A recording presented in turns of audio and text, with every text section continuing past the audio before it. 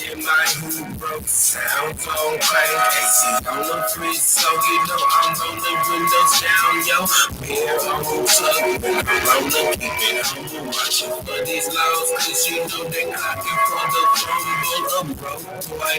Trying to make it out this jungle, got hope for the bundle, Lord, keep me out of trouble. Hard enough on the straight and narrow, nigga ain't trying to fumble like some bitch, but I swear I'm down for the I'm just a broke boy with dreams like a dope boy. But life can be a bitch, sometimes like oh boy. But I rock the blood like Simple 5 and they be real niggas stand 10 toes and life tries to destroy. Pride comes before the fall, watch the heavens a tree boy. A way to get six, but tell me how can you enjoy when you never been annoyed and shit is on like a bus boy. The last shot we first I'm on trip with you, been recording this burning so much fiction and tripping off these decoys. I see no show, none of these boys. Come like Bruce Lee, call me boy, and I'll be short. You know this out and enjoy. Like zebra cakes to a fat boy. Pulling in my hood, bro. Sounds on crank. AC on the fridge, so you know I'm rolling windows down, yo. Beer on tuck, rolling, keep it humble, watching for these laws, cause you know they clocking for the crumble of broke boy. Trying to make it out this jungle, got hope for the bundle, Lord, keep me out of trouble. Hard enough on the straight and narrow, nigga ain't trying to fumble like some bitch, but I swear I'm down for the rumble. Keep it pushing when you taking L's all the time. When your life's on the line, all you gotta do is grind. Baby boy, keep it pushing, and the all coming time. Don't sweat these haters on your line. Every dozen there's a dime. So no, all these hoes come with shine. Everyone true, there's another one for show on the horizon line. Daddy jeans progressing me. Mama on the knees praying, cause I'm in these streets like sesame, no enemies. No, I was surrounded by people in dichotomy. Do the poor decision based off of this economy. Don't feel you on the break, cursing you with blinding me. These crackers got blacks and Hispanics in autonomy. Just follow me. Rolling in my hood, bro. Sounds on crank. AC on the fridge, so you know I'm rolling windows down, yo. Beer on tuck, rolling, keep it humble, watching for these laws, cause you know they clocking for the crumble of broke boy. Trying to make it out this jungle, got hope for the bundle, Lord, keep me out of trouble. Hard enough on the straight and narrow, nigga ain't trying to fumble like some bitch, but I swear I'm down for the rumble.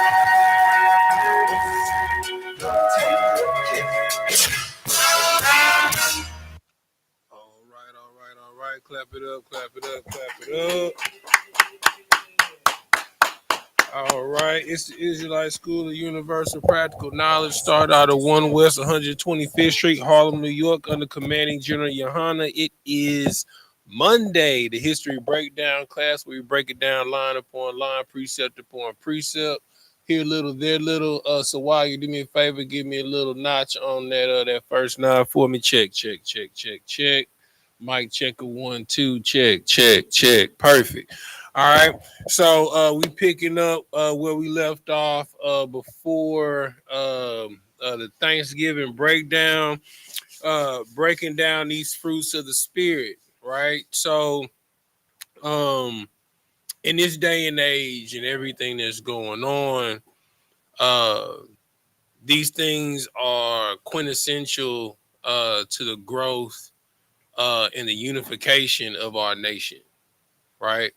So where we left off at, so we broke down what was love, right? So from the last class, Malakia, what is the definition of love? You were here. Give him the mic. Yeah, call and response, brother. See if you was paying attention and taking notes. That's the whole purpose. Because I don't see no note taking devices. You know what I'm saying? Where your notepad at, brother? I mean, you fresh from school. You got on a school uniform and everything, brother. You know what I'm saying? How you coming from school and don't got a notepad, brother?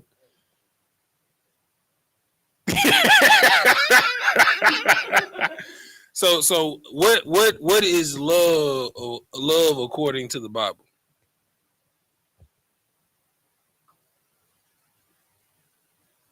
Wow. Ain't you Malakwa boy? That's a doggone shame. Yakubad had his hand up next. If he don't got, I'm coming straight to you, Sawai. First off, wait. This is like milk scripture. This is like one of the first scriptures you learn. You want another try? Give him another try. Give him another try. It's milk scripture. It's like one of the first scriptures you're supposed to learn in the truth. Love, according to the Bible, is keeping the Lord's laws and commandments. Okay, so is that the what type of love is that? You know, it said it was two different types of love. So how do you love the children of God? By not sinning. And how you do that? Keep the commandments. Okay, so, and what is the love of God? Keeping the commandments and obeying His word. And what? It's a very key element to that verse. Yes, key both parts. Verse 2 and verse 3 says to keep the commandments, but the second part in verse 3 is the part that everybody misses, and the reason why Christians. I'm about to give it away. No, that's completely incorrect. Go ahead, Sawai. Sawai, what you got? Charity. Nope. Not. Y'all just yelling out stuff at this correction. Point, huh? Correction. Lie. It's that it is not grievous. It is not hard. It is not hard to not to lie. It's not hard not to steal. It's not hard not to murder. It's not hard not to cover your brother's wife. You know what I'm saying? It is not hard to do these things. Christians believe it's hard to show love. It's according to Christians, it is impossible to love because according to Christians, they say you can't be perfect. So the definition of love, according to the Bible, is keeping the law, statutes, and commandments. And Christians preach about love. Oh, that's a hard cut. That's a hard cut. Next time I'm dealing with Christians, I'm like, well, you don't love. Because according to you, it's impossible to love. Because to keep the law, statutes, and commandments and to be perfect at it is showing love. And Christians feel that you cannot perfectly keep the law. What you was about to say, brother? Right. You know what I'm saying? So this is the foundation of the fruit of the Spirit. The foundation of the fruit of the Spirit is law, statutes, and commandments, right? So the next one was joy. Malaki, what's joy? You know, we just gonna peruse over them because I know you ain't take nobody's notes. So real quick, give me Deuteronomy 28 and 47. Somebody give me Nehemiah 9 and 35. And then for the next one, where we stopped, peace, for the definition of peace, someone hold Psalms 37 and 37. And someone hold Matthew 11 and 29. Whoever has Deuteronomy 28 and 47, go ahead and read. This is the book of Deuteronomy chapter 28, verse 47. Mm-hmm. Because thou servest not the Lord thy God with joyfulness. You do what? Serves not the Lord thy God with joyfulness.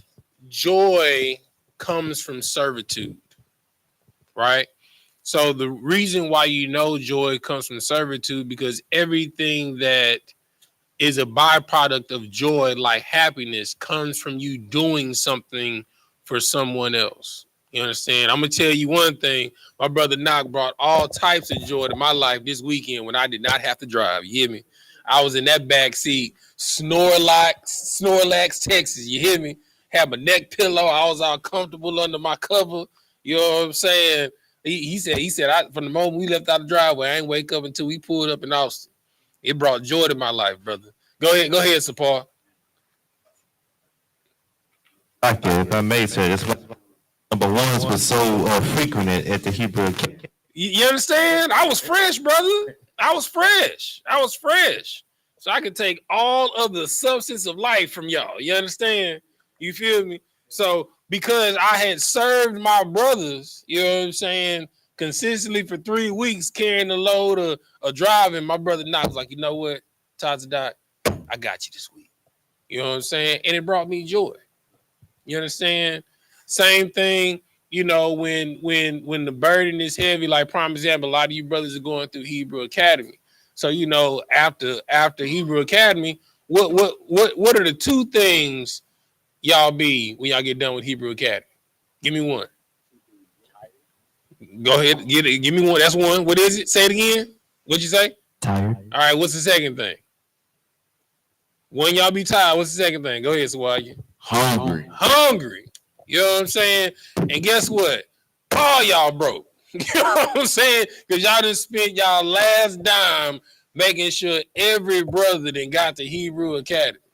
You know what I'm saying? So what ends up happening? Everybody pitch in. You understand? Like the instructors did. We pitched in and got a big old bucket of chicken. You know what I'm saying? And made sure that everybody ate. You understand? And the joy comes from the ability that you served your brothers.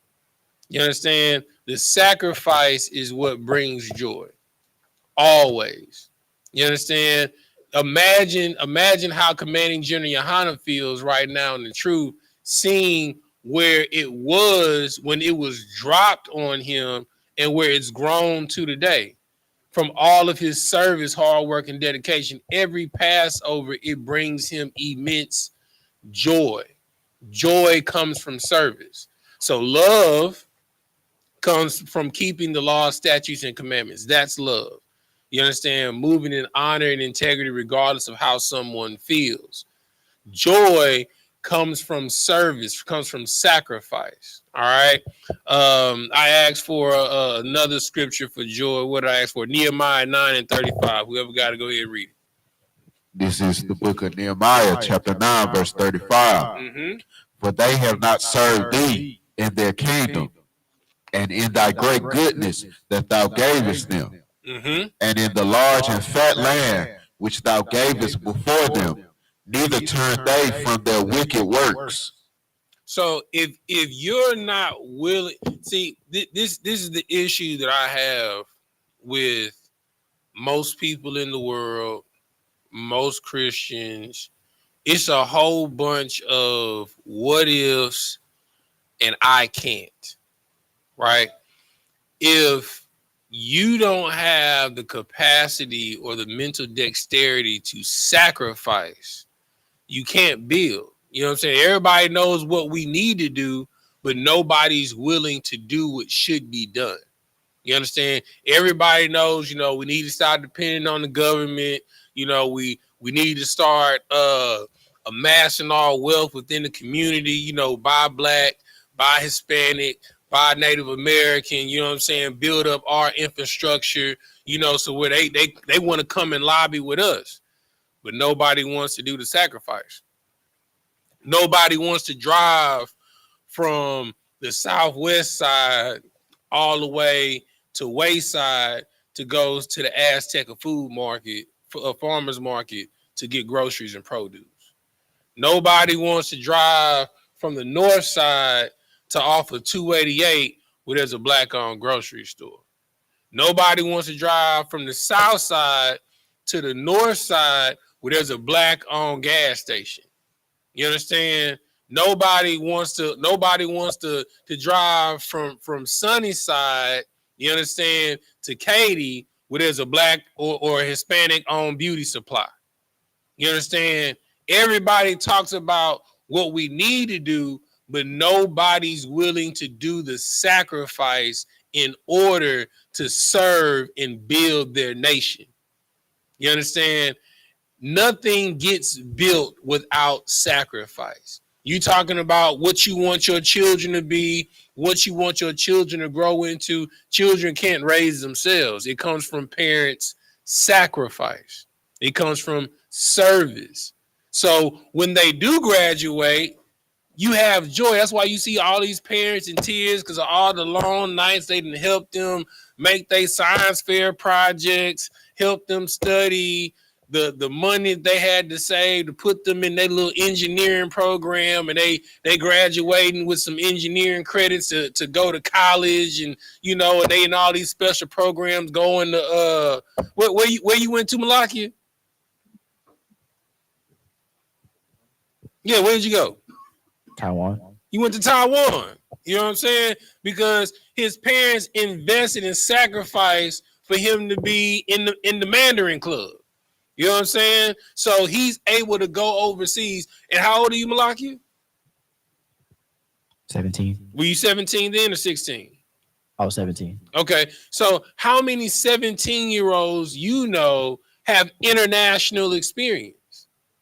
The only way that happens is through sacrifice and through service. And I'm pretty sure when Malakwa sees his son doing his thing, speaking Mandarin to somebody, it brings him joy, because that is a fruit of his labor. Such is the kingdom of heaven. It does not come from observation saying, lo, look, the kingdom of heaven is there. Lo, look, the kingdom of heaven is over there. You understand? It doesn't come from observation, but it comes from work. You have to be willing to put in the work. And the first heaviest part of the labor is love, because love does not feel good. Love is inconvenient. You understand? Love is being there for someone or saying something to someone that they don't want to hear. Doing something that you don't want to do. You understand? All right. Now, the next one was peace. Now, before we put these precepts for peace, anybody want to take a stab at what peace is? Deuteronomy. I'll give you all of them. Deuteronomy 28:47 from last class. Deuteronomy 12:7 and 8. Under precept for Deuteronomy 12:7 and 8. Judges 7 and 16. Romans 2 and 14. Jeremiah 31 and 34. The scripture that I just pulled was Nehemiah 9 and 35. Psalm 16 and 11. And then the ones under Psalm 16 and 11, Psalms 139 and 24, Matthew 7 and 14, and then 2nd Esdras 7 and 6 through 10. All y'all scribbling down. All right. So before we review the definition of peace off the top of your head, what gives peace? So we know that love comes from keeping the law, statutes, and commandments. Joy comes from service and sacrifice. What brings peace? Go ahead. War. You close. It's almost on the answer. Because in order to do this, it's a war every day to do it. So you real close. I'm not going to say that that's wrong, because in order to do what's necessary to have peace, it's an uphill battle every day to be this way. I damn near gave the answer away. Give me Psalms 37 and 37. And then somebody hold Matthew 11 and 29. Yeah, Psalms 37 and 37. This is the book of Psalms, chapter 37, verse 37. Mm-hmm. Mark the perfect man, and behold the upright. Say that one more time. Mark the perfect man, and behold the upright. Mm-hmm. For the end of that man is peace. For the end of that man is what? Is peace. Is what? Is peace. So read that first part one more time for me. Mark the perfect man, and behold the upright. So you have to fight to be perfect in love. You understand? You know how hard it is. You understand when the people that you love constantly betray you, the people that you love constantly lie on you, the people that you love constantly rob you. That's how Christ feels. But you have to be perfect in love, perfect in sacrificing so that you can have peace. You understand? You have to be willing to be what everybody hated when we was kids, a goody two shoes. You understand? You have to be willing to be what everybody isn't. You have to be willing to stand on principle at all times. And it is a uphill battle. When you hear a brother say something that challenges your spirit, you understand? To have a brother bring you to counsel, you understand? When you know that you've done nothing wrong, and you hear this brother just make up stuff out of thin air that you've never done to him, ever. You understand? And like General Muhammad says, you have to suffer in righteousness. You understand? To have peace. You understand? Like what our pops always say, gotta pick and choose your battle, son. You understand? Sometimes in order to get to revelations, you understand, you feel me? Like I can't be arguing over Genesis with you, you know what I'm saying, all day, every day, and we trying to get through Revelations. I gotta sacrifice that to make sure you get this. You understand? What the hell does flat earth have to do with salvation? Nothing. You understand? Like we can argue the sun, the moon, the stars, you know, Jupiter, Uranus. We can argue all of that. But what does that have to do with salvation? What does that have to do with you putting down the alcohol? What does that have to do with you putting down the weed? What does that have to do with you leaving the whores alone? What does that have to do with you stop being a whore? Nothing. So focus on the matter, the things that matter, and hone in on those things so you can have peace. And I'm going to tell you another thing about a person that fights in uprightness. You don't have to worry about looking over your shoulder. You don't have to worry about ops coming at you all the time. You understand? Like, because the Lord's going to handle your light work. You understand? But when you're walking righteously, when a cop drives past you or pull up on you, you're not on alert because you walking right. You understand? When them lights pull up, you know your insurance is right. You understand? You know the only thing he can probably stop you is something you don't know about. The light over your license plate is out. You know what I'm saying? Or your tail light might have went out. I mean, it's stuff that you can't visibly see while you're driving, but you know you don't got no dope in your car. You understand? You know you got your insurance is up to date. So when he pulls up, you know it's some minor infraction. He trying to mess with you to give him a reason to pull you out the car, but we're not gonna do that. You understand? You have to fight in uprightness. You understand? Fight to be righteous. All right. Somebody give me the next one I was asking for. Matthew 11:29.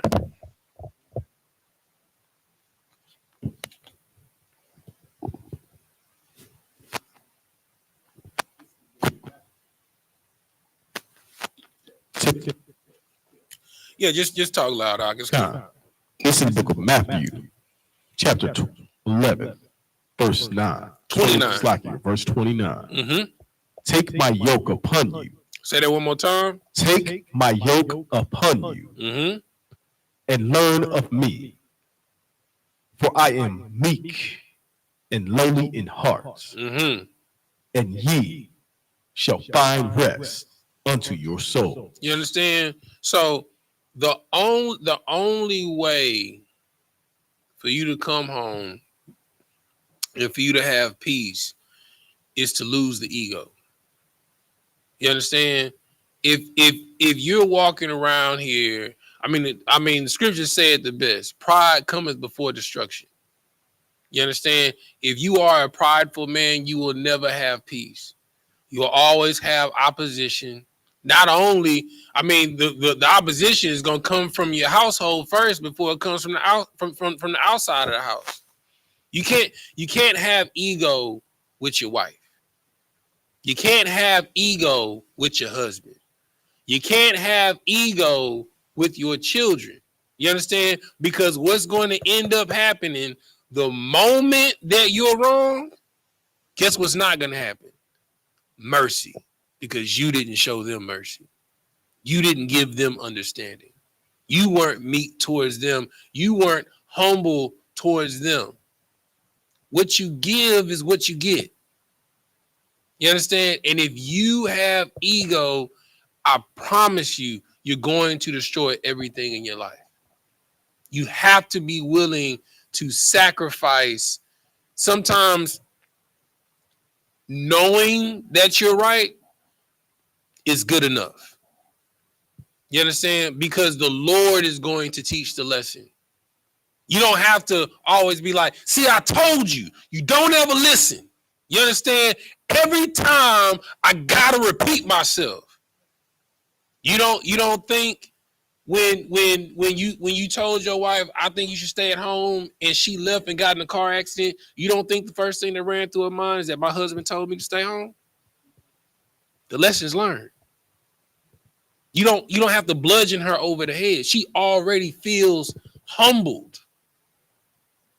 But instead, when she called you, because she already nervous to make that phone call because you told her not to go nowhere, you understand? But instead of going off on the phone, the first thing you say, are you okay? Where are you? I'm on the way. That sets a whole different type of temperament in your household. You know what it's called? Peace. Because you led with what? Love. So now, because you sacrifice the ego of me being right, guess what you have when you come home the next day and it's a home cooked meal? Joy. It all goes hand in hand.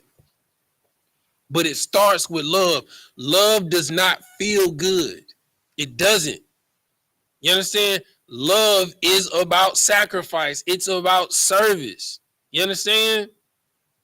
And a lot of times it's doing the right thing when it doesn't feel good. And 9 times out of 10, the right thing doesn't feel good because you want to lead carnally. You want to explode. You want to go over somebody's head. You know, you want to grab her butt. You want to lay with her. She want to lay with you. But it's everything that's lawful isn't expedient. You got to have wisdom. Which lead, hold on. Give me 2 sub-scriptures that go with this. Give me Ephesians 4:1. You're gonna read the 3, and then the last one, give me 1 John 2:6. You're gonna read the 7. Whoever got Ephesians 4:1, go ahead and read. Matter of fact, let me go there with you. Boo, boo, boo, boo, boo. All right, whoever got it, go ahead and read it. Ephesians 4:1. This is the book of Ephesians, chapter 4, verse 1. Mm-hmm. I therefore, the prisoner of the Lord, beseech you that ye walk worthy of the vocation wherewith ye are called. Now, the first thing that you have to understand is what he led with. He said that I am a prisoner of the Lord. What does that mean? What does it mean to be a prisoner of the Lord? Go ahead, Knock. I mean, you subject or you belong to. Right. You understand? Which, and if you know, I don't know if any of y'all been in jail. I have. When you a prisoner, you're not able to do things when you want to do it. You're not able to do things how you want to do it. You're not able to go wherever you want to go. You understand? There's order with being a trustee. You understand? Or a ward of the state. In this case, a ward of the Lord. You understand? When you are a prisoner of the Lord, everything that you do is in subjugation and moving circumspectly. Everything. You understand? Keep reading. Verse 2, with all lowliness and meekness, with long suffering, forbearing one another in love. You understand? So, in order to have any of these things, you have to lead with love. And we know that love is what? Keeping the law, statutes, and commandments. Keep reading. Verse 3, endeavoring to keep the unity of the Spirit in the bond of peace. You understand? So, in order for you to be unified in peace, you got to keep the commandments and you got to be a servant, showing lowliness and meekness, which gives you joy. You can't have any of these fruits of the Spirit without having the other one. So the first thing that you got to do is what the Christians tell us we can't do. You got to be perfect in love. You got to be perfect in keeping the law, statutes, and commandments, no matter how you feel, no matter what you want to do, no matter where you want to go, no matter what you want to say, you got to be perfect in exhibiting love. All right, who got 1 John? 1 John 2 and 6.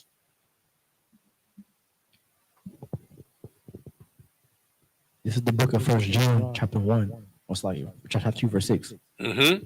He that saith he abideth in him ought himself also to walk, even as he walked. Mm-hmm. Keep reading. Verse 7. Brethren, I write you, most likely, I write no new commandment unto you, but an old commandment which ye had from the beginning. Mm-hmm. The old commandment is the word which ye have heard from the beginning. Mm-hmm. Keep reading. Verse 8. Again, a new commandment I write unto you, which thing is true in him and in you, because the darkness is past. The what is past? The darkness is past, Mm-hmm. and the true light now shineth. Verse 9. Verse 9. He that saith he is in the light and hateth his brother is in darkness, even until now. So you can't say that you follow the Lord. You understand? And when you roll downtown or leaving downtown under the 45 bridge and a homeless man come and knock on your door, asking for food, you harsh with him. Or when you leaving, you know what I'm saying, like Knox say the Poppy store, and one of your brothers asks you for a couple of dollars, you stern with him. You know how much humility and meekness it takes for somebody to consistently ask for $1, knowing 9 times out of 10 they're going to get turned down and told no. And for you to have the pride, the ego, and the arrogance to embarrass him, and he's already humbled himself to the point to where it don't matter who walk up, I'm gonna ask for a quarter. Because I know if I ask 20 people for a quarter, you understand, and majority of them say no, and I can get 4, shoot, I can give me some chips. I get 4 quarters, I can give me some chips. I can go to the vending machine and give me some chips. You understand? That's the mindset that they have. That's the humility that they have. That's the lowliness and meekness that they have. That's the spirit that you got to have dealing with your brothers and your sisters. Go ahead, Knock. It's crazy what you're saying. It's heavy because we taught to be disrespectful to them. We taught to have respect to persons. You know what I'm saying? So we'll have the dirty boy sit in the back. You know what I'm saying? The clean guy sit up front. You know what I'm saying? Like if a clean guy comes to you and asks you a question, you'll respect him.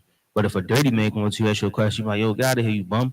You know what I'm Real saying? talk. And you know what a bum mean is a broke, ugly mouth. It's a lot. Right. You know what I'm saying? But I mean, that's what we taught them. We throw stuff at them and we kick them, and you know what I'm saying? We treat them horrible. And what's heavy about what you saying, anybody that's been in the streets, you know what I'm saying, and that then either put in work or soul work, you know, if you treat the bums and the homeless people right, when 12 or somebody trying to set you up, who the ones that look out for you? They the ones that let you know what's going on. Hey, don't go down there. You know what I'm saying? Them boys trying to line you up. Oh, hey, go this way. 12 around the corner. You know what I'm saying? Shoot, we've had situations at camp. Like I give you a perfect example. It's this dude live in my apartment complex, school. What his woman do, he come and visit sometimes. You know what I'm saying? School, he used to come downtown and get off the bus right where we would be at St. Joseph in Maine, and he would give us hell at camp. But regardless of how he felt, whenever we had food, after he get you hungry, brother? Yeah, man, let me get some food, man. You thirsty, brother? Yeah, man, let me get some water, man. Man, y'all got some clothes over there? What y'all got over there? Y'all got some jackets? Man, let me get a jacket, man. You know what I'm saying? When he came in my apartment one day, he walked up on me. He's like, man, you know, y'all looked out for me, you know, all of these times, bro.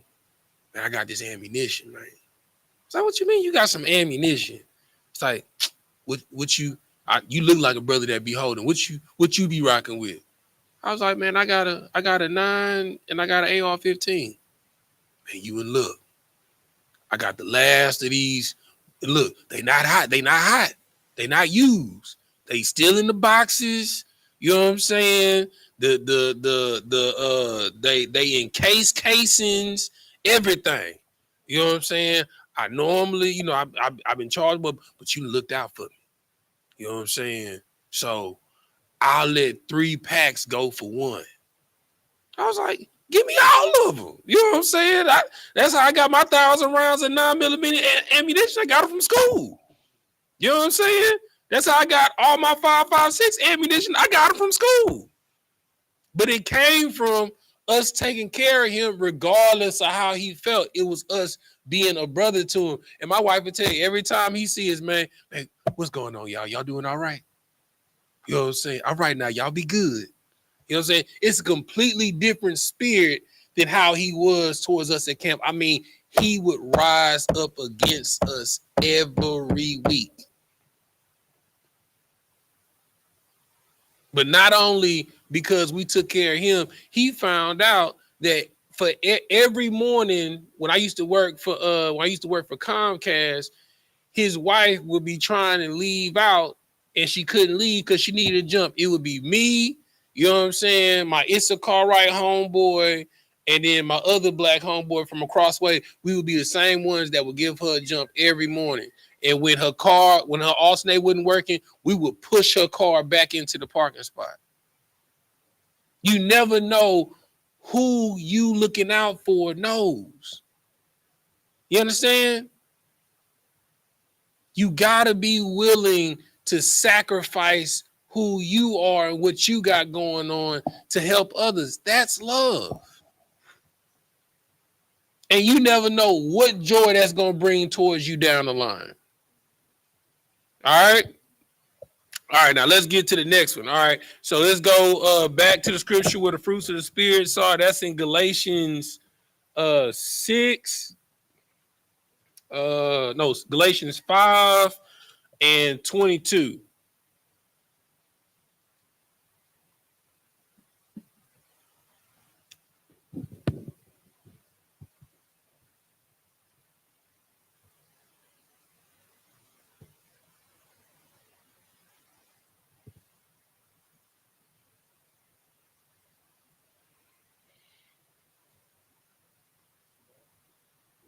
Whoever got to go ahead and read it. Long suffering. No, go ahead and read the whole thing. Okay. This is the book of Galatians, chapter 5, verse 22. But the fruit of the Spirit is love, joy, peace, Long suffering. And what? Long suffering. And what? Long suffering. Now, let me tell you something about long suffering. See, it's a Hamite in the chat right now, right? And the Hamite in the chat is he's trying to come with the meekness and the humility, and is asking for us to send $5,000 to him, to help and his aid. You understand? Like you gotta have long suffering sometimes. You understand? Because you must think that I'm a fool. I was born at night, not last night. You understand? Like the Lord said, you understand, the move with wisdom. But I tell you what, I got $5,000. I do. You understand? But guess what? Every single one of those dollars deserves to go to a Black, Hispanic, and Native American that's in either in the same condition or worse conditions than you. You understand? I have too much love for my people to give it to another. You understand? Now, I may have empathy and compassion on you. Maybe you come up to camp, you hungry, I give you some food. If you're thirsty, we give you some water, because we do that to the other heathen nations. Do we not support? Do we not clothe the other heathen nations support? Right. But anything of monetary is going to go to my people. You understand? All right. So what we're dealing with, you understand, the next fruit of the spirit is long suffering. All right. So before we pull the scriptures and dealing with it, anybody want to take a stab at what is long suffering? Go ahead. Patience. Brother. Okay. Yeah, okay. It's so how do you get patience? Love. Yeah, that's a part of it. That's a part of it. So it's a lot of love, brother. Go ahead, nephew. Through trial. Through what? Trial. Through what? Trial. So what are the trials? One of them is, he just said it. Love. So what is love according to the Bible? Keeping the commandments. All right. So a version of a trial is keeping the law, statutes, and commandments. How do you get joy? How do you get joy? Through service. Through service. So another trial is doing service. You understand? So you're having to suffer keeping the law, statutes, and commandments when there's nothing but wickedness going on around you and people profiting from wickedness and from evil. You understand? Next, you understand, is to continue to sacrifice and serve in the face, in spite of what's going on. You understand? And how do you get peace? Being perfect. Being what? Perfect. You understand? And fighting, you understand, and going to war, as Sawagi say, to stay upright in all of these things. All of these things is long suffering because it don't feel good to do it. It doesn't. You know what I'm saying? Would it be so much easier when somebody popping off, or as we say in Texas, bumping their gums, you understand, to make their tongue cleave to the top of their mouth. You understand what I'm saying? Or to knock their hind parts in the dirt. You feel me? Or to lash out with the tongue. It would give me such satisfaction.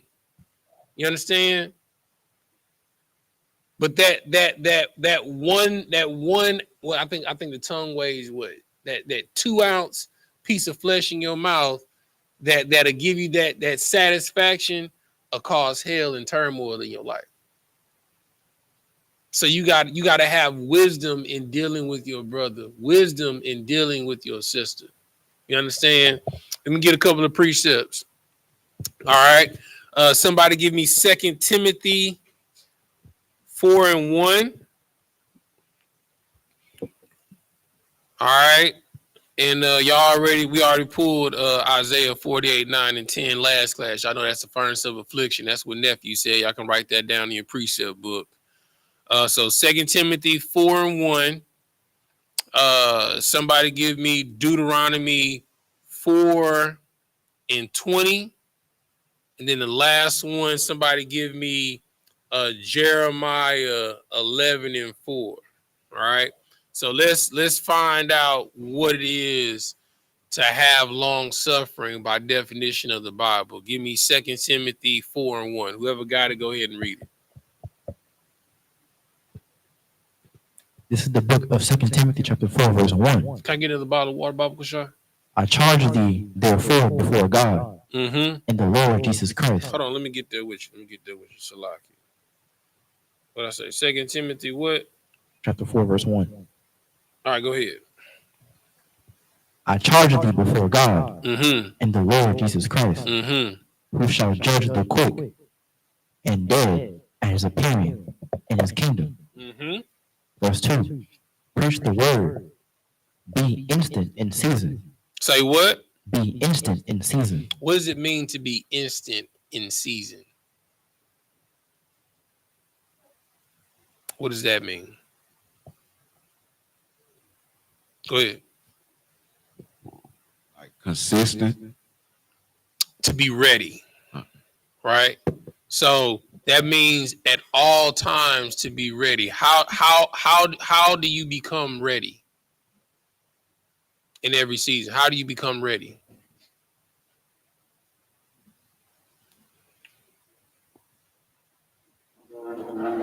I tell you what, he just gave it away. Did you hear what he said? Well, it's the last thing he said. All right, what do we consistently do every week at Hebrew Academy?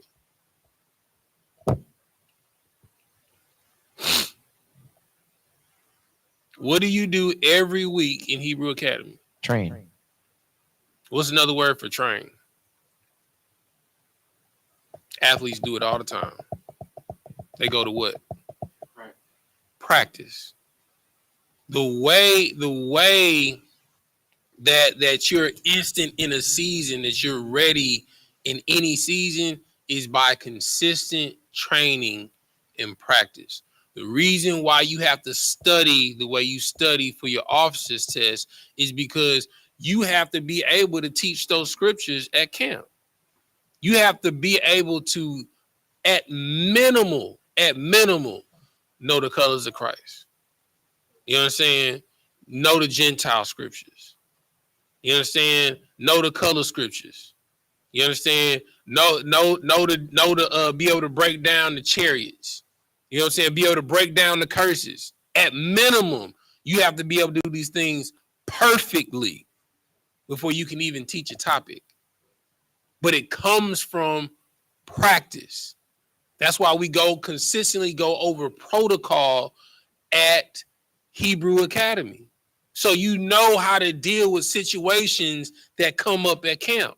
Instead of you just being surprised and being caught off guard when a drunk comes and throws beer in your face. You know, I do that real well. You know what I'm saying? I play a good drunk at Hebrew Academy. You know what I'm saying? We do a protocol.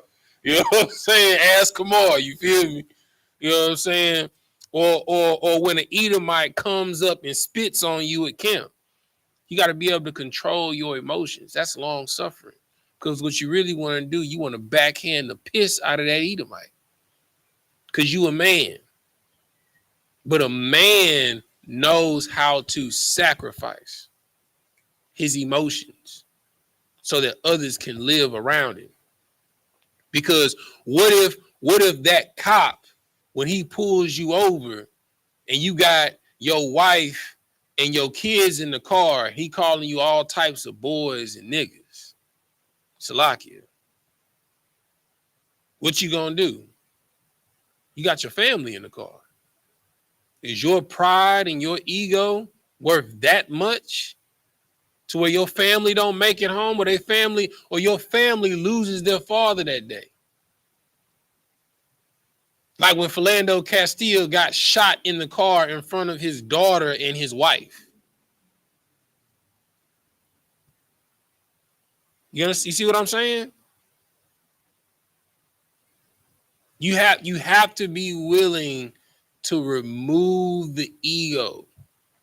And the only way that you're able to do that is what the scriptures say in Psalms 1. To be a man, Lord, you have to meditate in the scriptures day and night. So you'll be like a tree planted by the rivers of the water to bring forth its fruit in its due season.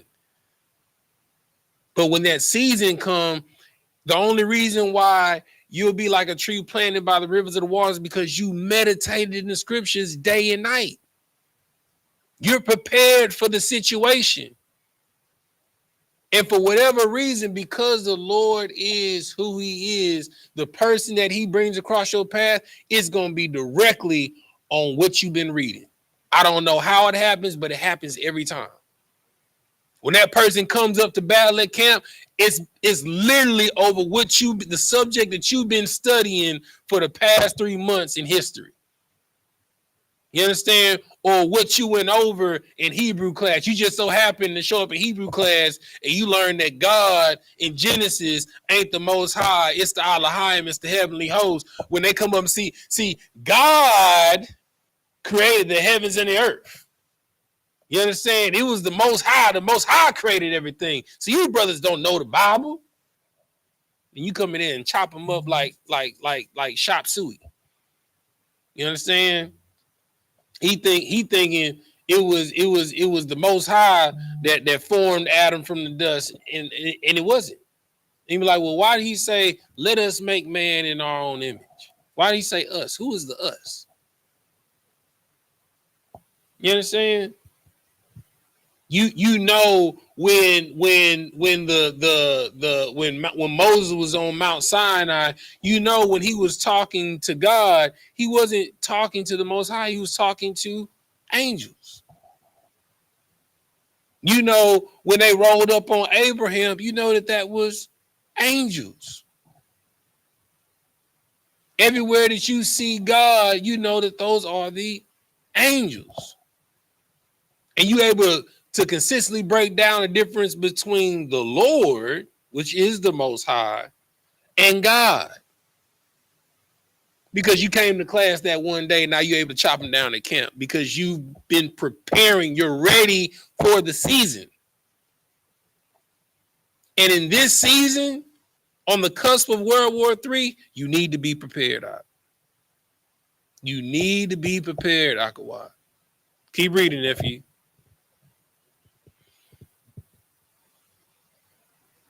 I charge thee before God and the Lord Jesus Christ, who shall judge the quick and the dead at his appearing in his kingdom. Mm-hmm. Verse 2. Preach the word, being instant in season, out of season, reprove, rebuke, exhort with all long suffering and doctrine. With what? All long suffering and doctrine. What does it mean with all long suffering of doctrine? It's okay. It says, be instant in a season, out of season, reprove, rebuke, exhort with all long suffering and doctrine. What does that mean? What is long suffering and doctrine? What does that mean?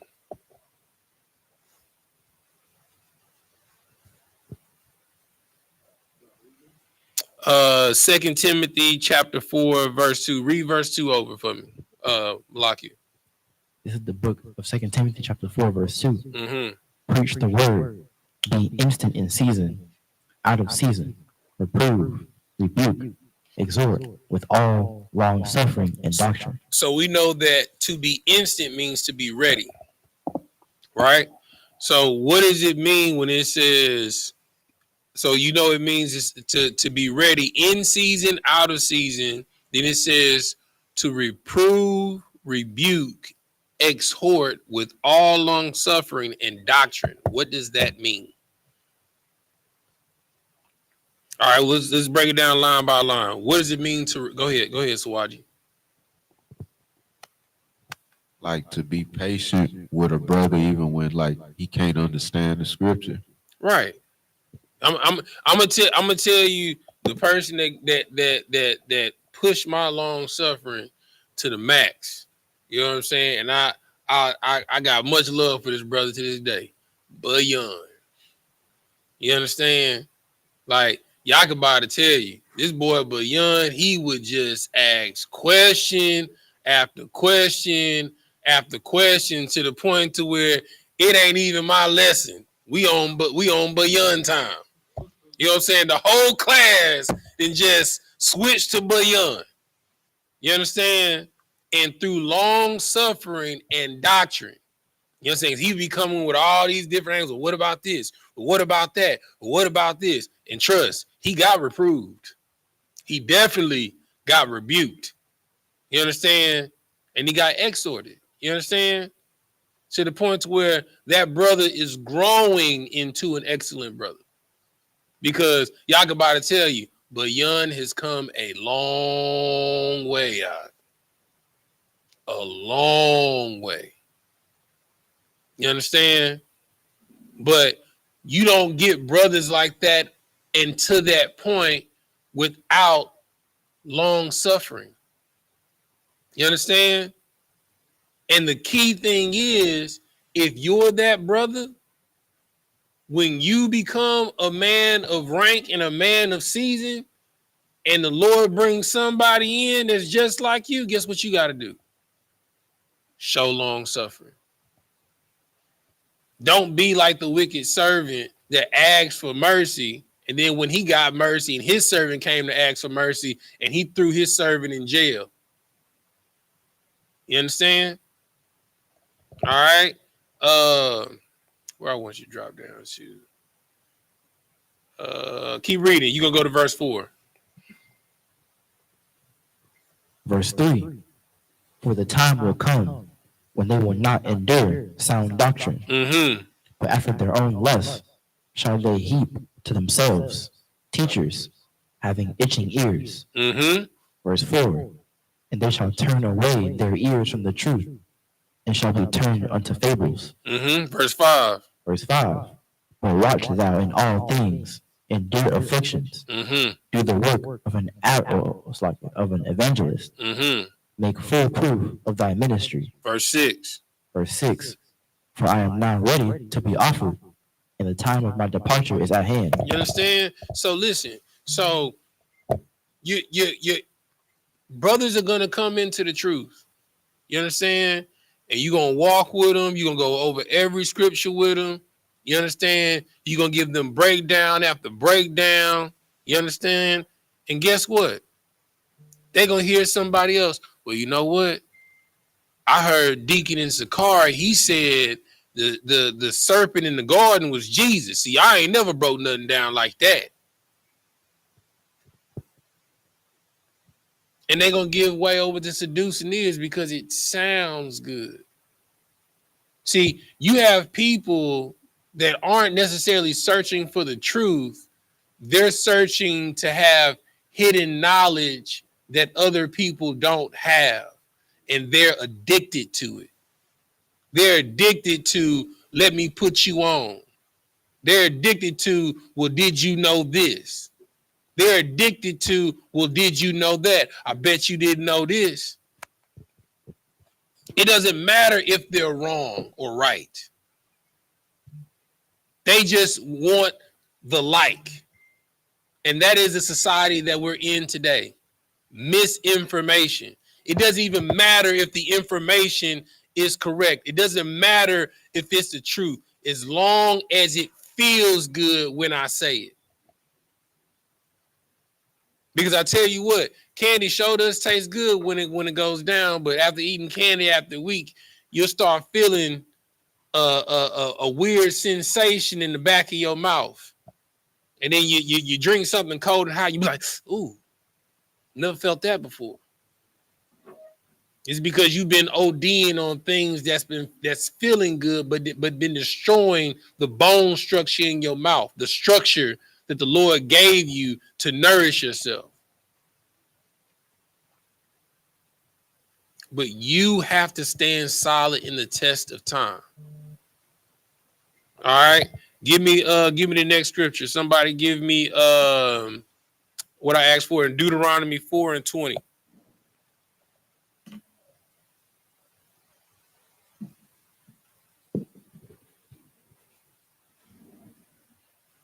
And you got to go ahead and read it. This is the book of Deuteronomy, chapter 4, verse 20. Mm-hmm.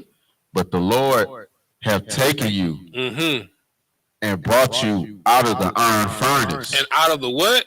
Iron furnace. Even out of Egypt. And if you don't know what Egypt means, that's Metazarayim, which means house of bondage. Go ahead. To be unto him a people of inheritance. A people of what? Of inheritance. Now, okay, so we know the precept to this is, you know, the one that I gave, which is Isaiah 48, 9 and 10. Or was it 49? I think it's 48. It's 48, 9 and 10, which is I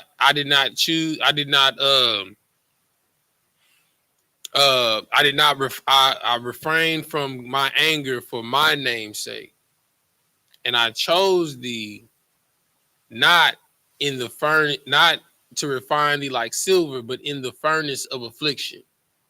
You understand? So we know the refining process for silver is that you have to heat up a furnace to 150 degrees Kelvin. That's 150,000 degrees in order to burn and melt away all the impurities.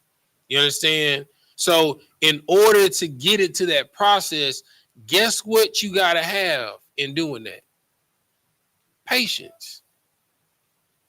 Because if you take that ore out of that furnace at 130,000 degrees, it's going to have impurities. If you take it out at 149,999 degrees, guess what? It's going to have impurities. You have to have the patience to watch that metal heat up from 0 to 150,000. And then after that, you have to take it out of it and bury it in the pit of sand and give it the opportunity to cool off. When you're forming steel and you forming metal, if you're a blacksmith and you making a sword, guess what you got to constantly do? You got to constantly heat it up, hammer it, shape it, put it in cold water, see if it's straight. Up. Nope, it's not straight. Got to put it back in the fire, pull it out, hammer it some more, put it back in the cold water, put it down, see if it's straight. And you got to do that over and over and over again. Go ahead, brother. The kind of work I do, we got a weld copper together that goes under pressure. You know what I'm saying? So you got to heat your copper up to 800 degrees. You got to have patience to heat the copper up, and then you braise it. And if you don't braise it correctly, you'll have a leak. You got to put pressure on it. You got to get up to 500 PSI. And if you have a leak, which it could be a pinhole leak, you know what I'm saying, you got to drop the pressure out, then reheat it again. And the more you heat it, it get the black stuff on the inside. So you got to have, it's called like a purge. You got to purge it and all of that. It takes patience. You know what I'm saying? When you making sure copper is sticking together, it take mad patience. I mean, so what you're saying is still applies to the day. Now, let me ask you a question as someone that's dealt with this. Have you came in opposition with a job where you had to keep doing it and it just wouldn't like bend or shape right? Like what? Give me a situation where like you was just out there like, bruh, I done this a million times. So when I first started, I didn't know that the tank was empty. So even when the acetylene tank is empty, you'll still get fire, but it won't heat up hot enough. So I'm thinking that I'm like, yo, I'm out here for like 4 hours trying to braise this copper line, but it's not going together. And the dude, like, he would yell through it's like PVC pipe to go from inside to outside. So he yelled through the pipe like, "You're still braising that copper?" A jerk, you know what I'm saying? But I didn't know my tank was empty the whole time. You know what I'm saying? So I tried so hard and I could not get it. And I thought I just wasn't good at it. Right. But one day I got a new tank And when I got the new tank, it was instant. You was like, bruh. Yeah, it was the tank the whole time. Yo, so that reminds me of like this story. So basically, there was this guy that owned this private airplane wing, right? And he owned this 747. You know what I'm saying? Like, it was around the Pan Am time. You understand? And the turbine that's on the wing, like, nobody could fix the turbine. I mean, he had engineers come through there, his personal mechanics come through there. Nobody could figure out what was wrong with the turbine, to the point to where they put in brand new parts and everything. The turbine would not turn over. You understand? And then one of the Mexicans, like, look, man, I can't do it, but I know this old dude that's been doing it for over 60 years. You know what I'm saying? I give him a call, he'll show up. The owner of the airplane, the airplane wing said, hey, yo, get him over here, because the more and more time that we have with this airplane ground, that we not making no money.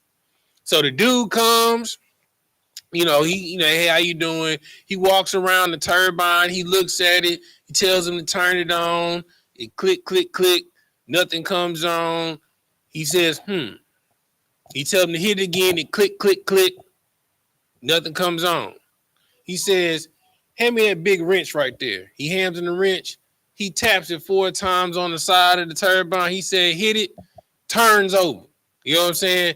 He charges him $100,000 for his service. You know what I'm saying? And he was like, man, I'm not paying you $100,000 for the service. Like, man, all you did was tap it in one spot. He's like, you're not paying me for tapping in one spot. You're paying me for knowing where to tap it. You understand? You feel me? You pay for the knowledge, but you know how you get the knowledge? Through long suffering. You know how long, he said he was out there for 4 hours messing around, you know what I'm saying, with this copper doggone pipe for him to realize when he got him a new tank, oh, I did it right. It was my tank the whole time. Go ahead, Knock. If I could now, can't nobody braise better than me. You know what I'm saying? Now. You feel me? But it takes you going through that long suffering to realize you got to check all your gauges. You know what I'm saying? When you leave the truck, you got to make sure all your instruments, you know what I'm saying, and your tanks is filled up, that you got everything that you need to do the job. That's wisdom. Because it don't matter what field you in, especially if you work in the field, the wise technicians, they make sure they have everything that they need when they leave the truck. So you don't got to go back and forth to the truck, because what does that do? That wastes time. And time is money. You know what I'm saying? It's efficiency. 15 minutes that you wasting going back and forth to the truck at each job, guess what? 15 minutes at one turns into 30 at another. Turns in to 45 minutes at another. Before you know it, you didn't wasted a whole hour that you could have had doing work at another side gig that you could have got to, that you could have made some extra money on because you jacking around. It takes wisdom, but the only way you get that is by going through long suffering. You got to be able to suffer it to know how to deal with the issue. That's how you develop patience. The worst and the best thing that you can ask for from the Lord is patience. You have to be leery of that, because when you asking for patience, the scripture already says, if a man wants to serve the Lord, to prepare his spirit for temptation. That's off top. But if you asking the Lord for patience, and as a priest, you automatically getting tempted, you asking for the Lord to unleash the floodgates and tests for you. You want the fast track. You want to be in honors and AP classes your whole time through school. You want everybody get tests every 6 weeks. You asking for a test every week. You know what I'm saying? That's what you asking for from the Lord. When you ask the Lord to give you patience, you asking at 30 years old to be, as my wife calls, or what she wants me to be, a silver fox. You know what I'm saying? You want to be walking around looking honorary. You understand? With gray hairs. You know what I'm saying? Your hair looking like a salt and pepper shaker. You understand? That's what you asking for when you asking the Lord for patience. You understand? You're asking for the Lord to give you what Solomon did. You want to have the knowledge of all things. But in order to have the knowledge and how to deal with all things, guess what? You got to go through all things. You understand? And if you don't understand that, just read Ecclesiastes. That's why Solomon is able to say all is vanity. You know what I'm saying? It doesn't matter. He said all is vanity and vexation of heart. He says all the man has for the labor of his day is what? Who remembers? Food and strong drink. That's all you have at the end of the day for your labor is food and strong drink. It don't matter what it is. You know what I'm saying? It don't matter if it's some old E. You know what I'm saying? Some old English. You know what I'm saying? And as Paul used to bless us with the brotherhood double meats. You know what I'm saying? It's what? Food and strong drink. When you go on vacation and you want to go to all these exotic places, what you going there for? Food and strong drink. You know what I'm saying? The same thing. It's just a different scenery. You're having food and strong drinks under a waterfall in the rainforest with different seasoning. You know what I'm saying? You're having food and strong drink under the pyramids. You know what I'm saying? You're having food and strong drink under the Eiffel Tower. You know what I'm saying? You're having food and strong drink at Mark Square. You know what I'm saying? You're having food and strong drink in Teotihuacan, in Tulum. You know what I'm saying?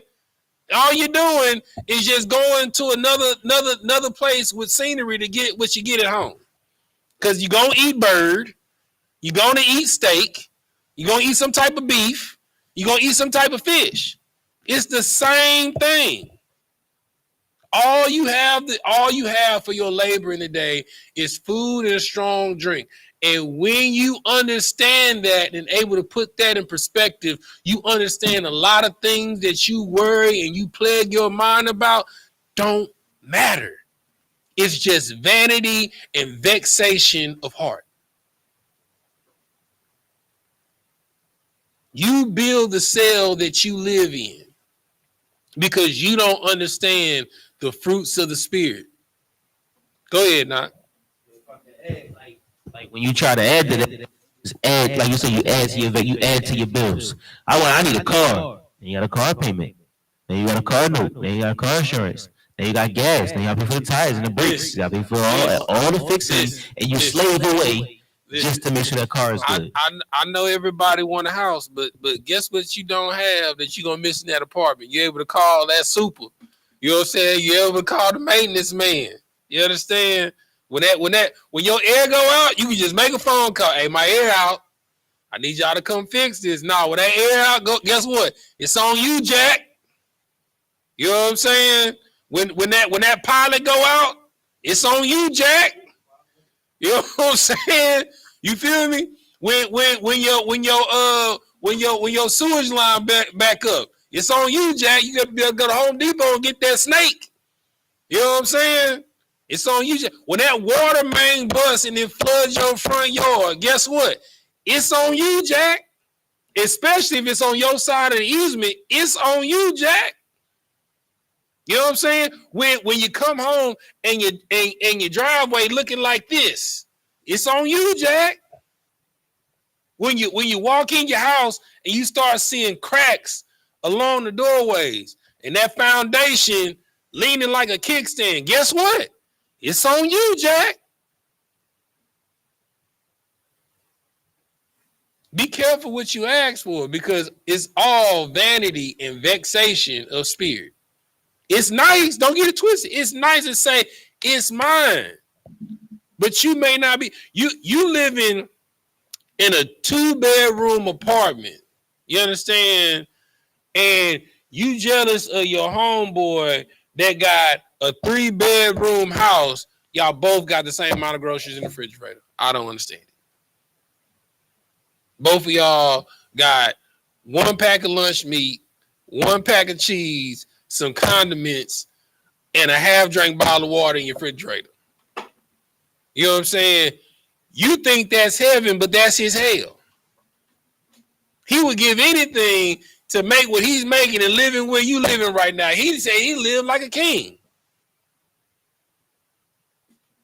All is vanity and vexation of spirit. We focus on the wrong things. The things that we should focus on is service and brotherhood. All right? Give me what I want. All right, let's go to the next one. Go back to Galatians 5:22. What's the next one? So we got love, we got joy, we got peace, we got long suffering. What's the next fruit of the spirit? Gentleness. Gentleness. What's a lot of kids say we supposed to be men of war? How the hell we supposed to be gentle? That don't sound manly. That don't sound gabar. You trying to have us out here demure. You know what I'm saying? You feel me? You trying to have us out here demure, sir. You feel me? So what does it mean to be gentle? What does that mean?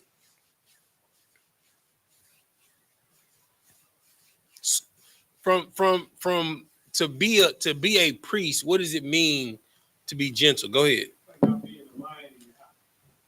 Give him the mic so they can hear you online. It's like not being a lion in your house. It's like not being a lion in your house. Explain. I mean, I like the analogy, but explain. Moving more discernment instead of like yelling and tripping about something you'll talk about. You know what I'm saying? Okay. So it's because you know the difference between a cub and a lion. A cub thinks it got to roar all the time. Mm-hmm. A lion knows the difference between a growl and a roar. There's different types of growls and different types of roars. Go ahead, Knock. Sound like having more compassion. Which is something that a lot of people lack. Go ahead, nephew.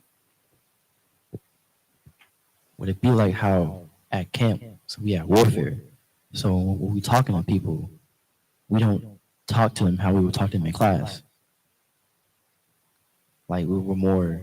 So, okay. Oh, so what's the difference in camp and what's the difference in class? At camp. So which one is gentle? In class. We're more like how, for example, my father, he would do this. And blazing on people. And yeah, camp. When they be like, go to this, do this, he'd be like, nah. But in class, he'd be like, okay, we'll do it. He's more like not understanding, but he's more willing to do something. He's more long suffering. Right. So you're seeing how you can't have, and it's crazy how it's in this order because you can't get to gentleness if you don't have love. You can't get the joy if you don't have love. You can't get the peace if you don't have love and joy. You can't get the long suffering if you don't have love, joy, peace. And you can't get the gentleness if you don't have the patience of long suffering. You have to have all of these things to have the next thing. And what's crazy is before, man, it's crazy because now I understand General Muhammad. In the season that he's in now, because when I first came into the school, it was just thunder, lightning, fire, and brimstone. And like now, the General Muhammad that I see, he's more compassionate. You know what I'm saying? It's like he's in his grandfather era. You know what I'm saying? He's a lot more I don't want to use the word because General Muhammad, there's nothing soft about him. Yeah, he's gentle. You understand? He's more compassionate. You understand? Because like when I first came into school, brother, let me tell you something. he would give you the people's elbow from the rafters. You know what I'm saying? And like he said, and don't tell commanding General YAHANNA. You know what I'm saying? You feel me? So, all right, let's see. I got 3 precepts for gentleness. Let's go back to 2 Timothy. You're gonna go to 2 and 24, and you're gonna read the 26. Give me Proverbs. Somebody give me Proverbs 15 and 1. And somebody give me Proverbs 25 and 15. So we're going to go to 2 Timothy, back to 2 Timothy chapter 2. And we're going to go to verse 24, and you're going to read from 24 to 26. Whoever got it, go ahead and read it. This is the book of 2 Timothy chapter 2, verse 24. And the servant and the what? And the servant. And the what? And the servant. So what fruit of the spirit do you is a byproduct of being a servant? Love. Joy.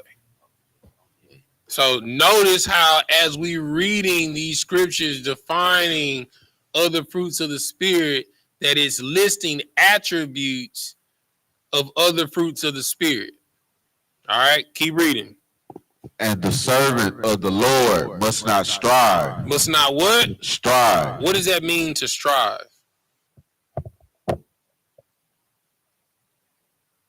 Go ahead, nephew. Like not to like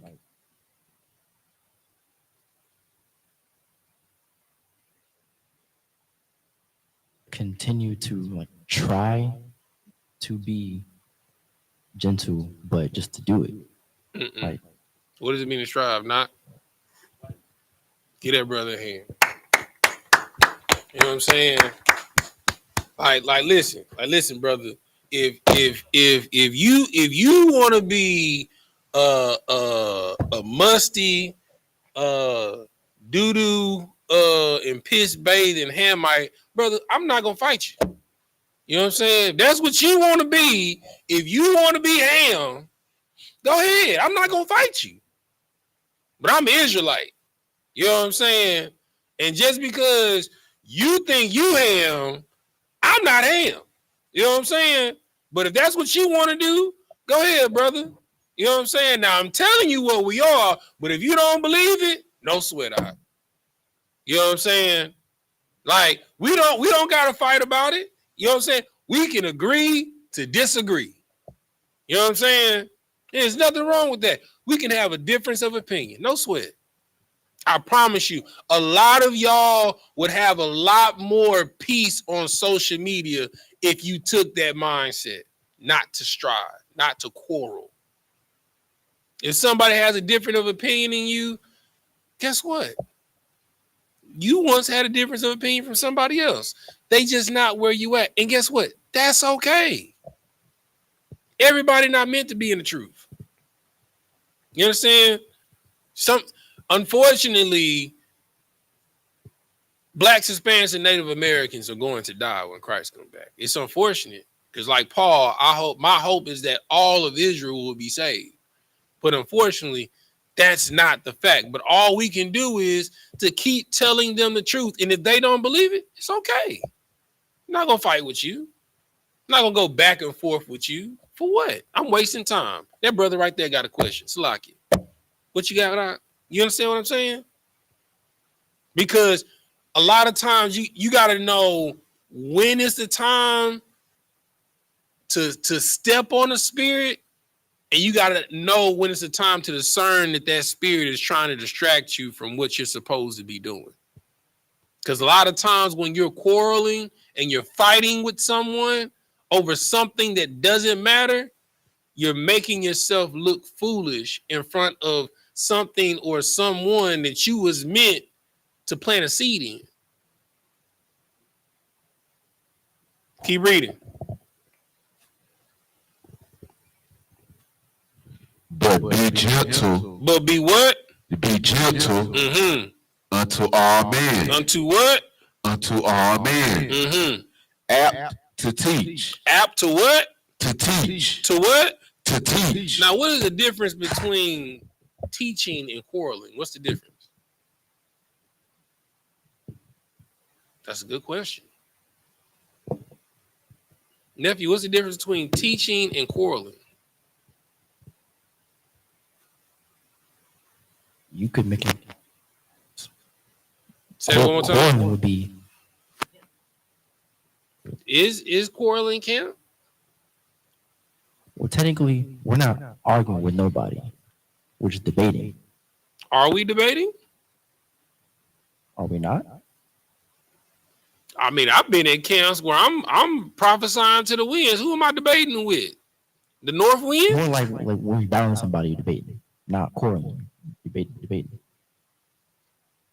Okay, but that's not always the case, right? So it's a lot of times when we're out there speaking that there are people that are actually listening that just walk up and like prime example, like the last time we had camp in Houston when you had old boy with the dreads that was going back and forth, at arms against us and all of that. And then, when it came time to get the boot kids, he got the boot kids. Guess what? It was two brothers that and an Edomite that was just sitting right there at the light post. They was just listening the entire time. They didn't have any quarrel. They didn't have any debate. They were just looking for understanding and to be taught. And then when things calmed down, guess what they had? Questions. And then when they asked their question, did they debate or give quarrel back and forth? No. So you have to always be willing to teach. And even dealing with the brother that was up at arms against us, you know what I'm saying? How did he get won over in the end?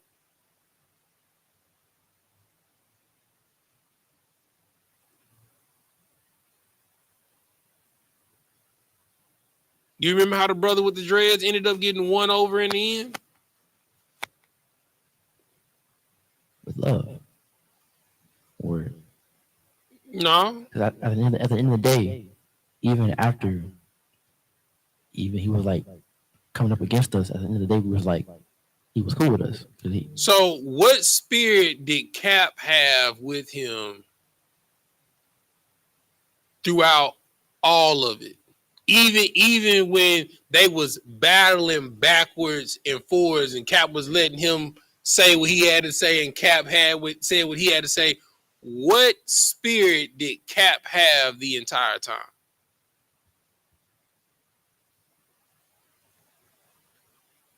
Was he speaking words to destroy that brother? What words was he speaking to that brother?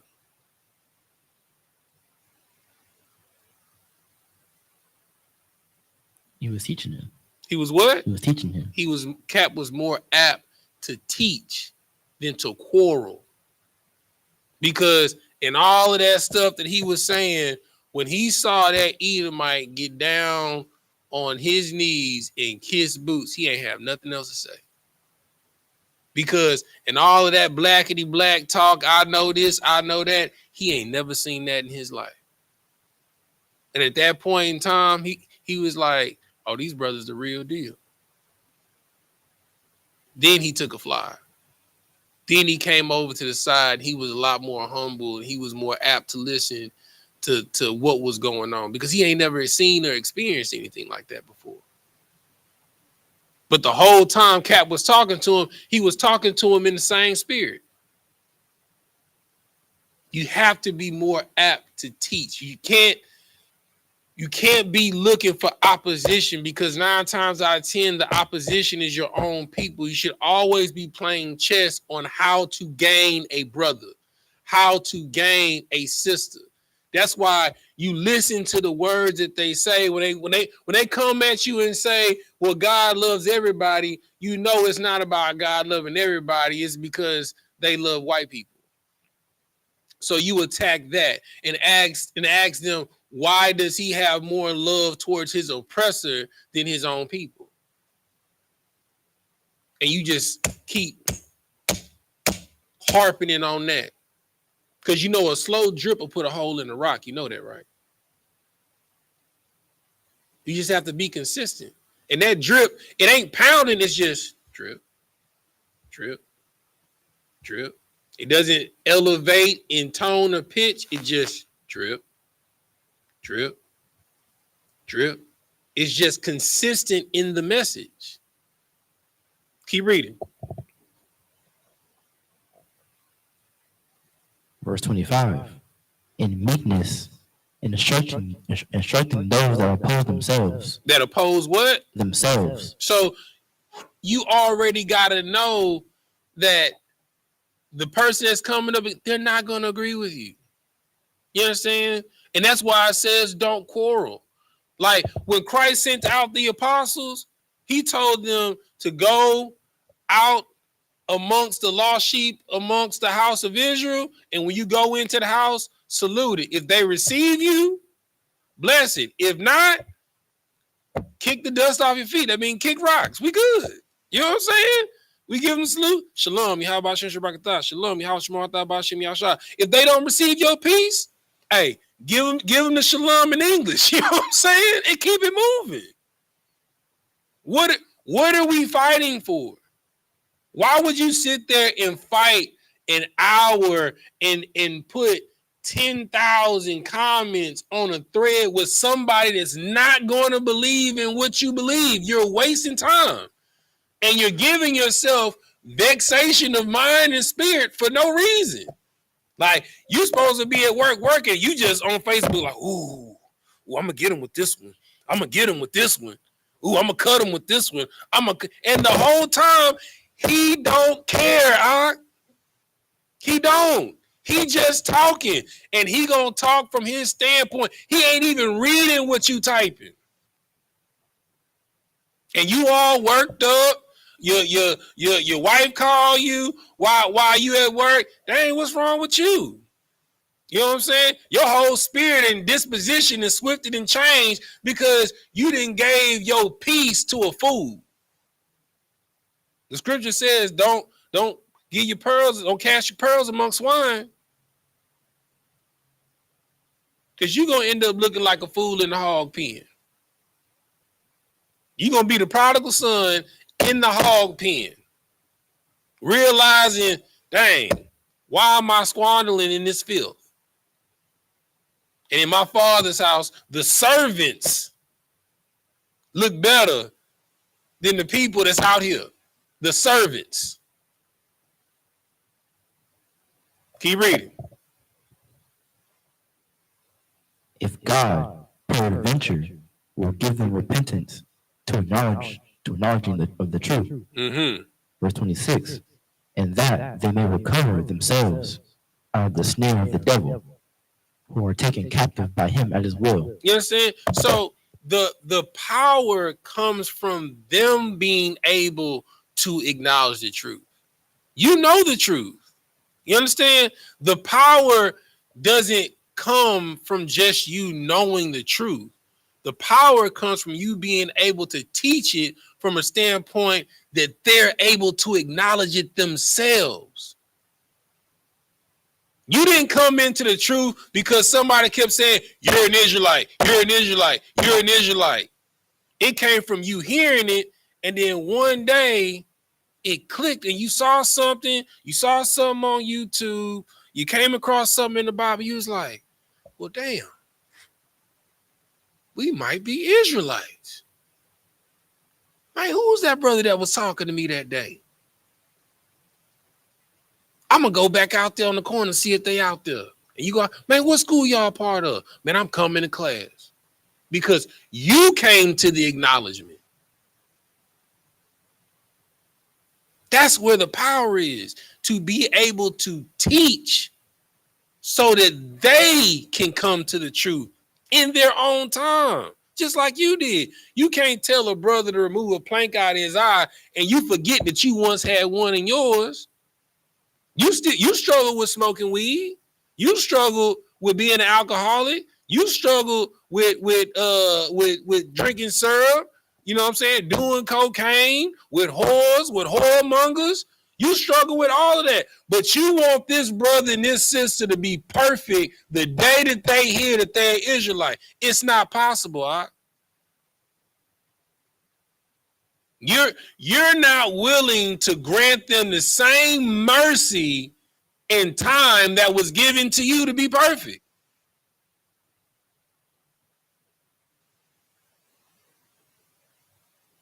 Because I came into the school, I was a student, still smoking weed, had dreads in my head, listening to class. Hell, I don't think I put the blunt down until I heard General Muhammad tell me, if you're smoking weed, you might as well blow a rod. That was it for me.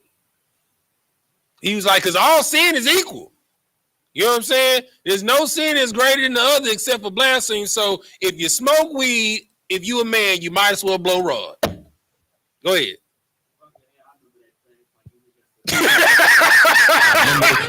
I'm talking about, bro, I had the blunt in my hand. I'm talking about, if I could, he said, here's what he said. He was like, you like the brown one with the veins in it. He was like, oh, what y'all smoke joints? Y'all like the little white ones. I was like, yo, you want the Garcia Vega with the veins in it. You know what I'm saying? Like, bro, when I heard that was it. I was done. You know what I'm saying? But you can't rob the person of coming to that acknowledgement of their own, because if they don't come into the truth that way, they're going to be by the wayside. They're going to be stony ground. They're going to be thorns and thistles. You understand? You can't rob a seed of its process of growth. Because if you try and handicap it to try and speed it up to get quick maturation, guess what the seed is going to lack? Nutrition, nutritional value. It's going to be a wasted crop. Because you tried to rush the process, or it's going to come to maturation and then spoil very quickly. Because you tried to rush the process. You can't rush the fruits of the spirit, because it all has to start with love. Being perfect in the law, statutes, and commandments. That's hard enough in itself. Like, how many of y'all, when y'all first heard, man, I can't eat pork, shrimp, crab, and lobster? I don't know about that. I don't know about that, brother. I can't celebrate Christmas? Man, please. Thanksgiving? Brother, I can't have dressing with the gizzards? You tripping. You know what I'm saying? I can't have my homemade ham sandwich with the pig butt? With the pineapples on it, with the maraschino cherry? Nigga, you tripping. I can't pop fireworks on the 4th of July. What fireworks ever do to nobody? That's the only time my family get together, on the 4th of July. We have our family reunion every 4th of July. So you said I can't spend time with my family? We were all like that. All of us. But it stuck when we acknowledged, man, Halloween ain't really what's up. Man, they committed genocide for us to have the first Thanksgiving. And that's not what's up. So the bulb on the tree really represent decapitated heads of Israelites? Man, that's not what's up. Go ahead, Knock. The Jingle Bells was a song about slaves running away. Come on, bro. You know what I mean? That was the bells on your head. You know what I mean? Running away from slavery. Come on, bro. Jingle bells, jingle bells, jingle bell rock. If you look up the origin of Jingle Bells, it's a slave song. Like, come on, bro. All right. Give me who got we gonna do the next two precepts and then we'll finish the last four fruits of the spirit next week. All right. So who got Proverbs 15:1?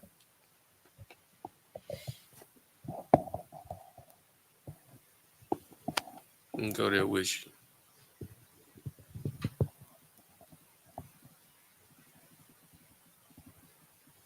Whoever got to go ahead and read it. This is the book of Proverbs, chapter 15, verse 1. Mm-hmm. A soft answer turneth away wrath, Mm-hmm. but grievous words stir up anger. Say that one more time, brother. A soft answer turneth away wrath, but grievous words stir up anger. Watch your mouth, how you talk to your brother and how you talk to your sister. Be mindful of your tone. My wife got to tell me all the time, ooh, I don't see how your brothers call you. I know I wouldn't. The way you be answering the phone, you be so dry on the phone. But it's a constant reminder to me. Even though I be thinking, because like, brother, listen to me. Brother, let me, like, how I used to be, brother, I wouldn't even pick up the phone. At all. Wouldn't call you back. If I'm doing something, it's about me. You just gonna have to catch me when you catch me. Then it went from that, to Cap saying, well, how you gonna leave brothers if brothers can't reach you? So I went from not answering the phone to I'll call them back. You know what I'm saying? To now, to remain professional, even though I didn't want to answer the phone, when I get numbers that I don't know, because I didn't answer numbers I didn't know. But now since, my numbers associated on flyers, now I hit the General Muhammad, Shalom, how may I help you? Even scammers, I answer the phone like that. Shalom, did you know if you answer the phone when a scammer calls you and you say Shalom, how may I help you? You keep saying it over and over again, they got to hang up because they have to get you to identify who you are. If you keep saying Shalom, how may I help you? They're like, well, I'm trying to like, prime example, I get these scammers that because my dad changed his number, so they call my phone now. I'm trying to reach Walter Woodward. Shalom, how may I help you? Well, it's a private matter. I was just, is this Walter Woodward? Shalom, how may I help you? Well, I don't know what that means. Do you not know what how may I help you means? I mean, yeah, but is this Walter Woodward? Why are you so volatile? I'm just trying to understand how can I help you? You're calling my phone. How did you get this number? Did you need something?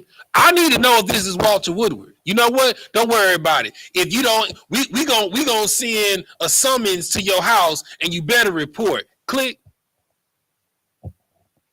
All off of peace. How may I help you? The demon comes out. That's what happens when you move in gentleness and kindness. If that person's intent isn't to be gentle, kind, or meek, or humble, guess what's going to come out? The real intent, the demon. And that's what you want. Keep reading.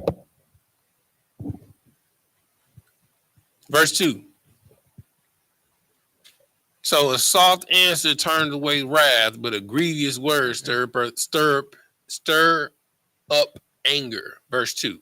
The tongue of the wise useth knowledge aright, but the mouth of fools pour out foolishness. But the mouth of fools does what? Pour out foolishness. You understand? Like, Knock can tell you this. Knock, let me ask you a question. What's the temperament of most people that know how to fight? You know what I'm saying? They calm, tranquilo. You know what I'm saying? They're very humble. You understand? They chill because they know if they stoke that fire, they can kill you. Like Mike Tyson says it all the time. He's like, I don't like going to the gym. He's like, when I go to the gym, my ego gets stoked up. And that killer comes out. And he said, I don't like being like that. You understand? Like most people that are proficient in the art of combat are 9 times out of 10 the most chill people. And they have to be, because if I match your energy, you could die. And guess what happens to me? I go to jail. And because my hands are registered, these are deadly weapons, so it's assault with a deadly weapon. And you know the judge is going to tell me I should have knew better. Like, in order for you not to get charged, if you're a boxer, an MMA fighter, a kickboxer, you're proficient in jiu-jitsu, in order for you to get off, the person has to literally assault you before you can defend yourself. When I say assault, like if they hit you, like they still might charge you. Like they got to come at you with a weapon, dang near, for you to defend yourself. Go ahead. Right. Like if he hits you one time, that's they still might be like, well, I mean, you get hit all the time in the ring. You have the discipline to know when to hit back. You knew he wasn't a threat. That's how you got to be. As a priest, you have the power, you have the potential power of Elijah to drop down fire.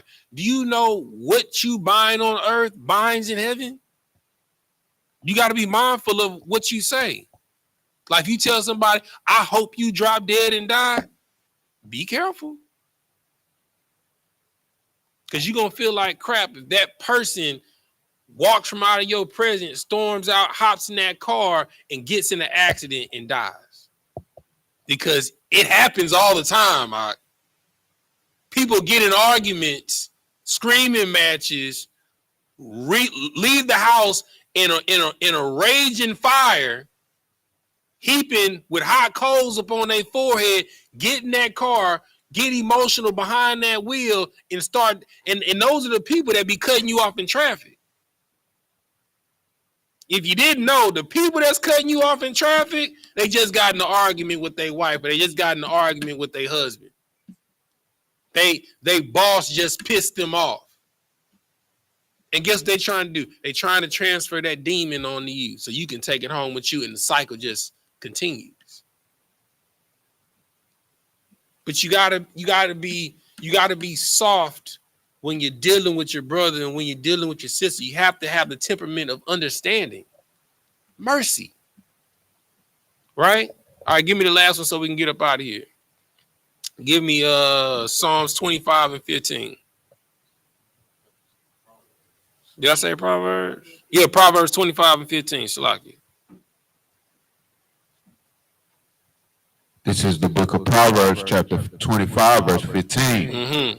By long forbearing is a prince persuaded, and a soft tongue breaketh the bone. A soft tongue does what? Breaketh the bone. You understand? Like, bro, you have to know how to talk to people. Like, imagine somebody meeting you with level 10 aggression. You understand? Because of something that has been miscommunicated, and instead of meeting them at 10, you right, brother, what's really going on? Talk to me. Like, why are you so mad? What happened? Well, brother, I didn't say that. Instead of you meeting him with who the F are you talking to? And that situation went from 10 to 100 real quick. Now it's some slow singing and some flower bringing. All because somebody spilled some beer on your shoes in the club, but somebody stepped on your J's in the club. Instead of you meeting him, hey, brother, it's cool, man. It's just shoes. you pop off. Because best believe it, Blacks, Hispanics, and Native Americans, they already on edge when they know they done stepped on your shoes because they expecting you to come with that energy. So they preparing themselves for Plex. But when you meet them with a soft word, they be like, man, bro, my bad, bro. Man, let me buy you another drink. Or when you bump a brother, you knock his drink out of his hand, or his drink spill on him or spill on his lady, you know, hey man, my bad. I'm clumsy, bro. You know what I'm saying? Let me buy you and your lady a next round, man. You diffuse the situation. Because best believe in the club, his woman gonna put that battery in his back. You know what I'm saying? Because no man wants him or his woman to be embarrassed in front of him. You diffuse the pride, brother. I'm wrong, man. I'm clumsy, bro. Look at me, man. I'm just stumbling around here. I done made a mess, bro. You know what I'm saying? You grab a napkin here, man. My bad, bro. What was y'all drinking, man? Next round is on me. You diffuse the whole situation with calmness and brotherhood. But before that, you got to have love. You got to be willing to be a servant to get joy, because it's joy to make it home and not get shot. I promise you. You know what I'm saying? You feel me? You know what I'm saying? And then you got peace. You understand? For being perfect, and then having long suffering. Because you humbled yourself. You humbled yourself in allowing the brother to meet you with the volatile spirit. You know what I'm saying? You suffered him long, you let him get his venom out and all of that stuff or whatever, and you met him with kindness because he's your brother. He's not your enemy. That's the number one thing that we tell y'all in Hebrew Academy. People that you come up against in camp every week, they're your people. They're not your enemy. The whole purpose is to win a brother over, to win a sister over. All right. Anybody got any questions before we get up out of here? Breakdown. Got scripture you was reading. I got to look in the back. I know support got something. All right. No sweat. All right. With that, we're going to say, Amaji. Go ahead. What you got? Oh, go ahead. What you got, Sawaji?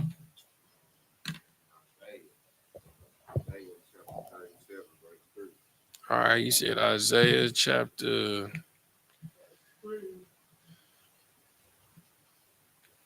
Shit, Isaiah, what'd you say, 37 and what? Verse 3.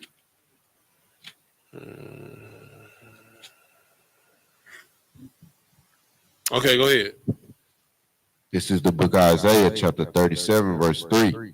And they said unto him, Thus saith Hezekiah, this day is a day of trouble and of rebuke and of blasphemy, for the children are come to the birth, and there is not strength to bring forth.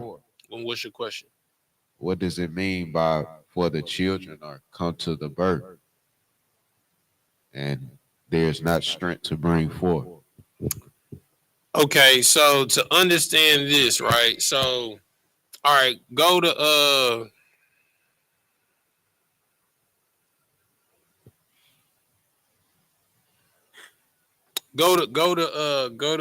verse 1.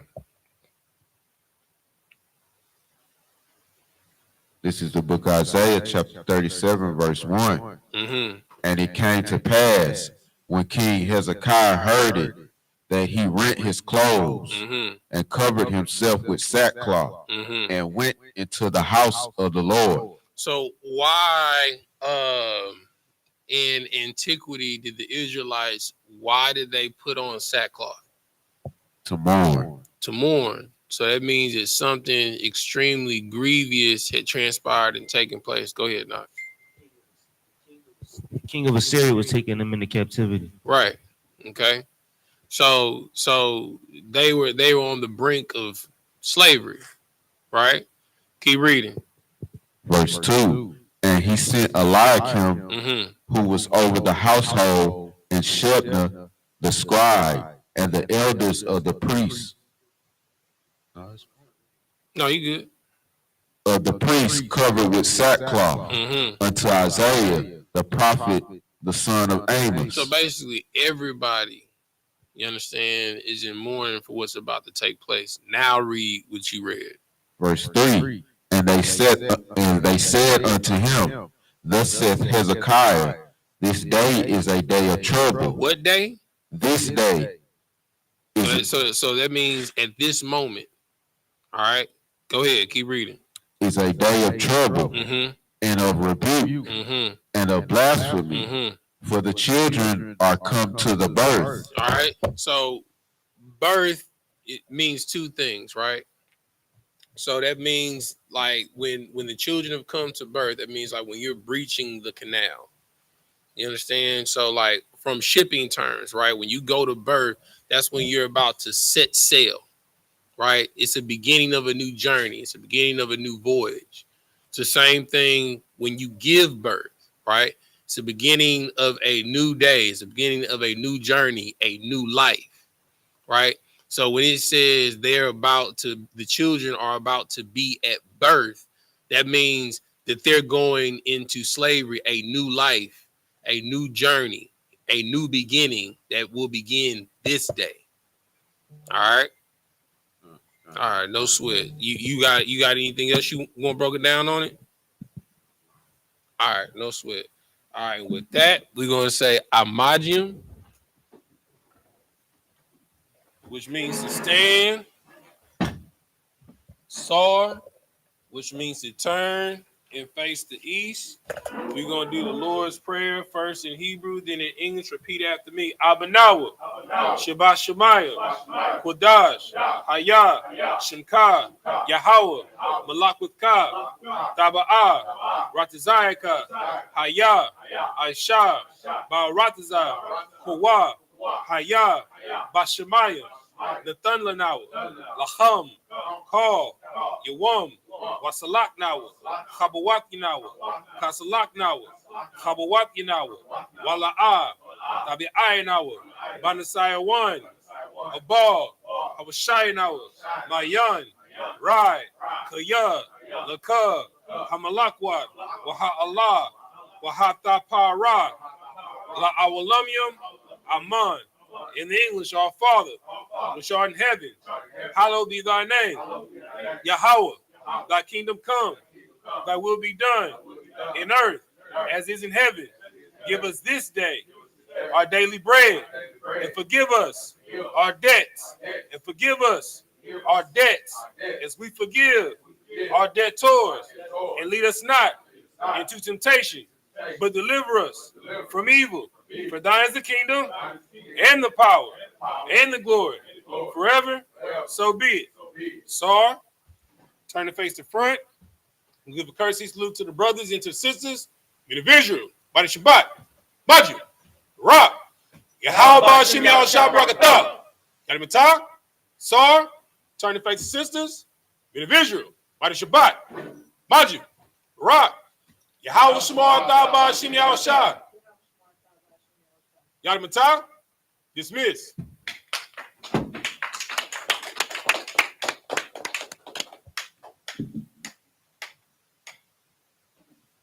Yo, Gabawar, wow.